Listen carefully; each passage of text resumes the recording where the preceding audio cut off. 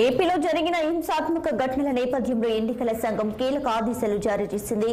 బాటిళ్లు, కంటైనర్లలో petrol, diesel పోయొద్దంటూ petrol bunk యజమానులకు ఆదేశాలు జారీ చేసింది.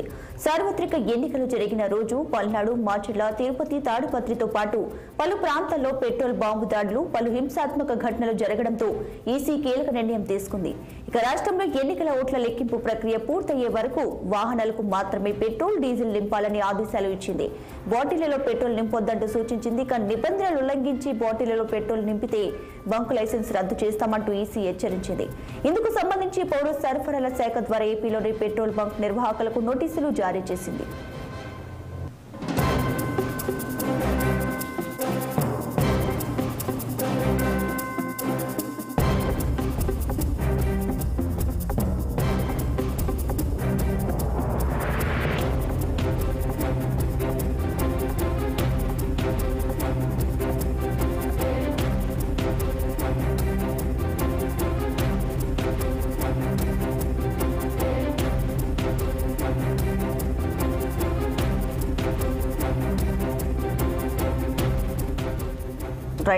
ఏపీలో జరిగిన హింసాత్మక ఘటనల నేపథ్యంలో పెట్రోల్ బంక్ యజమానులకైతే ఈసీ కీలక ఆదేశాలు జారీ చేయడం జరిగింది. సో ఆదేశాలు ఏంటి అనే వివరాలను మా ప్రతినిధి పవన్ ని అడిగి తెలుసుకుందాం. పవన్.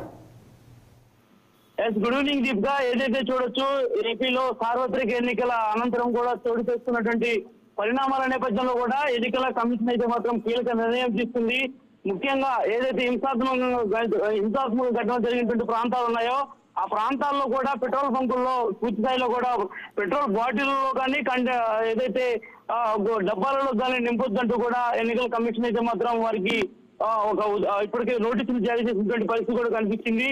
ముఖ్యంగా చూసుకోవచ్చు, ఏదైతే పల్నాడు జిల్లాలో ఉన్నటువంటి మాచర్లు కావచ్చు, తిరుపతి కావచ్చు, తాడిపత్రితో పాటు పెట్రోల్ బాంబులు దాడులు జరిగాయి. అదేవిధంగా పెట్రోల్ సీసాలతో కూడా కొంత రెచ్చిపోయినటువంటి పరిస్థితి కూడా కనిపిస్తుంది. సో ఈ నేపథ్యంలోనే భారత ఎన్నికల కమిషన్ అయితే మాత్రం ఈ యొక్క కీలక నిర్ణయం తీసుకుంది.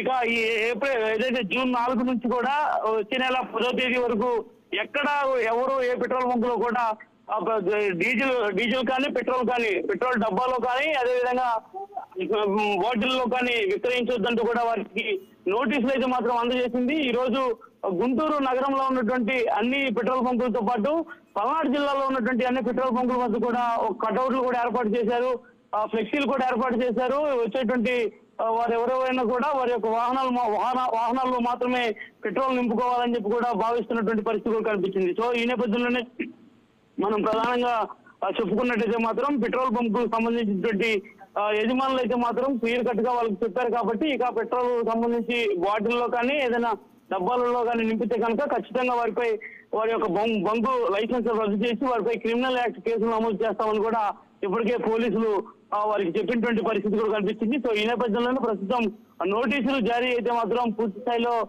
ఎల్లలో జరిగినటువంటి ప్రాంతాలే కాకుండా చుట్టుపక్కల ఉన్నటువంటి ప్రాంతాల్లో కూడా ముందస్తుగా నోటీసులు పెట్రోల్ బంక్ యజమానులకు అయితే మాత్రం పోలీసులు అందజేస్తా ఉన్నారు.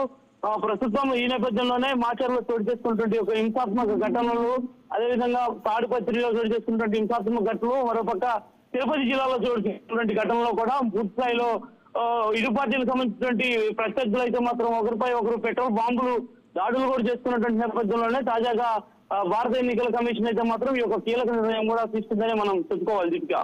Right Pavan, thank you.